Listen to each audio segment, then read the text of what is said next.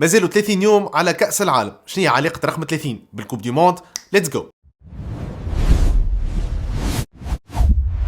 30 العام اللي بدات فيه اول نسخه من كاس العالم في الاوروغواي عام 1930 من 13 ل 30 جويلية. علاش الاوروغواي؟ خاطر عامتها البلاد تحتفل ب 100 سنه من الاستقلال، وزيد منتخب لاسيليستي فاز بالميداليه الذهبيه في الاولمبياد 24 و 28.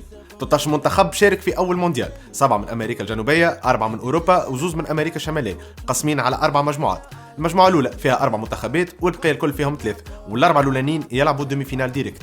الغايب الابرز كان منتخب لانجلتير. علاش؟ خاطر طلب من الفيفا وانه البلدان اللي خسرت في الحرب العالميه الاولى ما تشاركش. الفيفا قالت لها لا يا اخي، الانجليز هزوا خشوماتهم وقاطعوا المسابقه. مباريات الكل داروا في العاصمه مونتيفيديو، ونهار 13 جويلية 1930 كان النهار اللي انطلقت فيه رسميا مسابقه اسمها كاس العالم.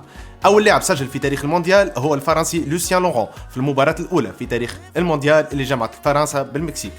نهار 30 جويلية 1930 وفي ملعب السنتيناريو في مونتيفيديو نهائي 100% لاتيني بين الأوروغواي والأرجنتين. لا سيليستي تفوز 4-2 وتفوز بأول كأس عالم في تاريخها.